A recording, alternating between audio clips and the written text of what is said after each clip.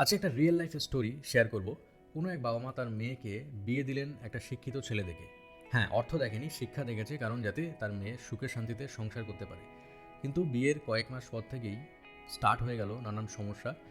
ছেলেটির যে বক্তব্য, তার ওয়াইফের রান্না তার মায়ের মতো টেস্টি নয়, যার জন্য অর্ধেক দিন সে তার খাবার না খেয়ে চলে যায় এবং মেন্টালি তার ওয়াইফকে টর্চার করতে থাকে যে তার রান্না তার মায়ের মতো টেস্টি নয়। তো দীর্ঘদিন চলার পর মেয়েটি আজ ডিপ্রেশনে এবং সে ডিপ্রেশনের মেডিসিন খাচ্ছে।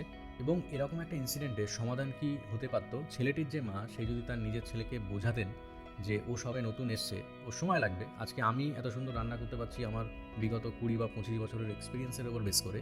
তাহলে ও তো সবে এসছে, ও সবে শিখছে, সময় দে। বা ছেলেটির বা কী বিবেক, নতুন একটা মেয়েকে অ্যাজ এ ওয়াইফ তুমি বাড়িতে নিয়ে এসছো, তার মান সম্মান, তার সব কিছু রেসপন্সিবিলিটি তোমার, কিন্তু তুমি তাকে ইনসাল্ট করছো।